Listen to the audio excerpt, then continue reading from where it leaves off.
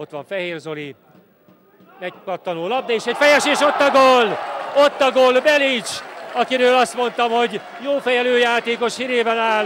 Hát most bizonyította a 38. percben egy megpattanó labdát.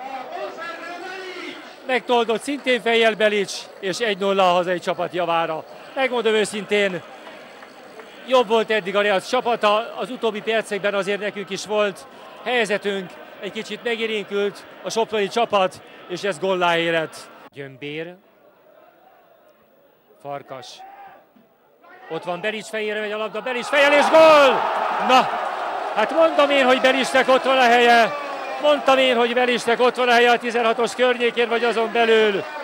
Gyömbér beadás, Belics fejes, el sem hiszem, de bent van. A kapus még beleért, de a kapufára tudta csak tornászni, és onnét bepattant a labda. A 85. percben ismét Belics szerzett gólt.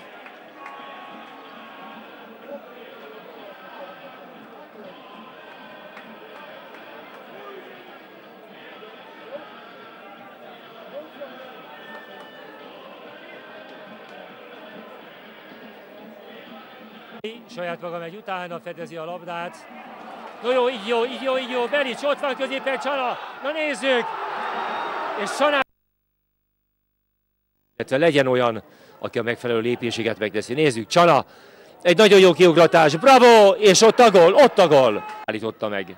Csana lép neki, de nem kapja a labdát, Belics kapta, ez így most jó. Érkezik Gyura, de Belics nem engedi át neki. Dancs. Belics lép ki, kicsit mögé érkezett a labda, és 11-es. Belics lépett volna ki, bár kicsit mögötte volt a labda, és amikor megindult volna, Belicshez került Csontostól. Kicsit hosszúnak tűnik az indítás, de nem, Belics megszerzi, vissza kéne tenni ott egy felfutó játékosnak, beteszi középre, ajjajjaj! Mire megy ott egyedül, közben érkezik a segítség is, de még mindig Csana. Birtalan, Belics, akár lőhetne is, rá is lövi, jaj, de szép volt! Nagyon jól helyezett lövés, a bal alsó pontos is tette Csanának, játszik a csapat. Belics, ott van Csanának, letett labda, és mellé durrantott.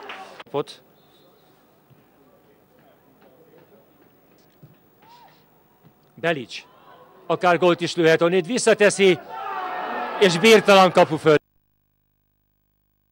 Labdát. Nézzük ezt az indítást. Mehet tovább, mutatja az asszisztens Csana, beteszi középre Belicsnek, Belics leállítja, és egy hatalmas... Antal și-a dat seama că n-are nicio șansă să scoată un penalti și s-a ridicat în picioare. Belici față în față cu Vintilă. Belici, gol pentru Otopeni! Minutul 22. Pe contraatac, albaștrii reușesc să deschidă scorul pe teren. A driblat pe Vintilă, deschizând scorul 1-0, minutul 22 pentru CS Otopeni.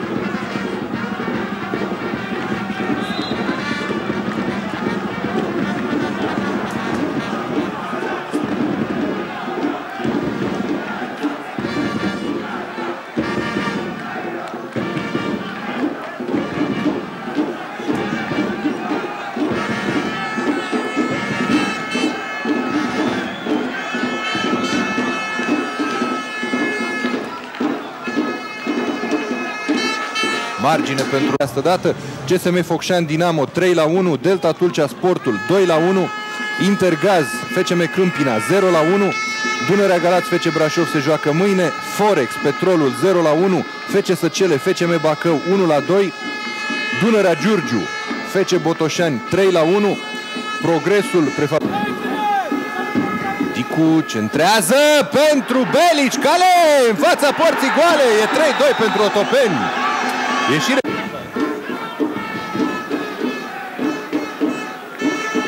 Da, o ieșire greșită a lui Vintilă. Recentrare a lui Belici. Se vede foarte clar că Belici n-a avut deloc puncte, ori mai sunt vreo 8 etape până la final, așa că totul este posibil. Progresul foarte aproape de un succes în Prahova. Corcoveanu atacă aici poarta celor din Brașov și se dă penalti. Se dă penalti. Minutul 35, Danilo Belici este cel care scoate o lovitură de la 11 metri.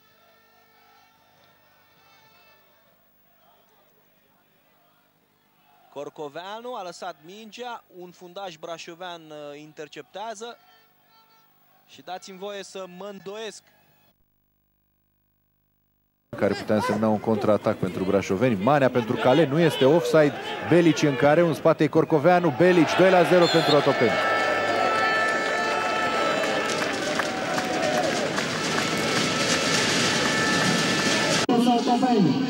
Din minutul 18, CS Otopeni face să cele 2-0. Și acum chiar că s-au încheiat conturile, este absolut imposibil de crezut că FCSC va reuși să mai întoarcă soarta acestei partide.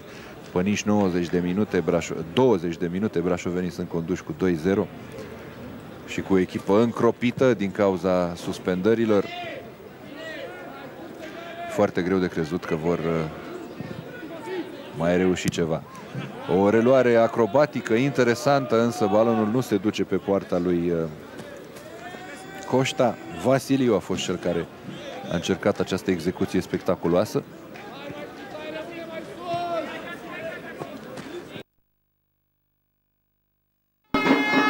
Ene!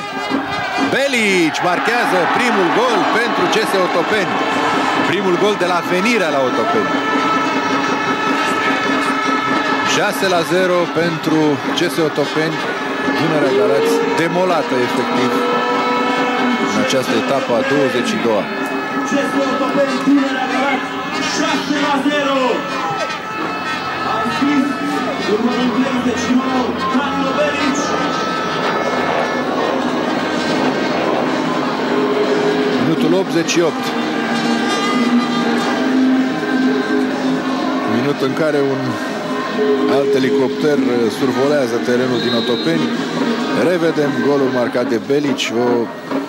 Un balon respins greșit în față de Drăgoi. Și reluarea sârbului adus de la echipa maghiară Sopron pentru 6-0. Tot Belici aleargă spre acest balon și este penalti scos de Belici. Faul comis de portarul Drăgoi.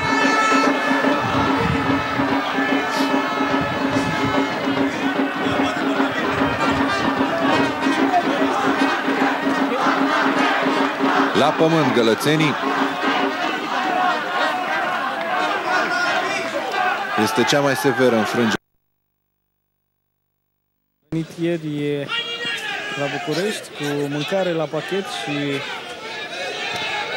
apă minerală cumpărată de la alimentare. Gol marcat de Danilo Belici. Gol pentru CS Otopeni, 3-1.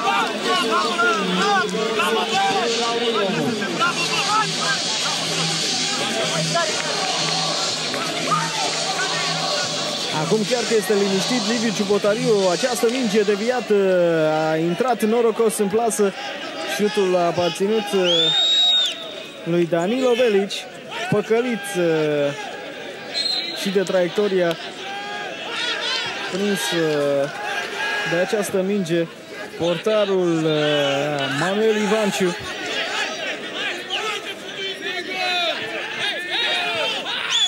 Belici marchează și el pentru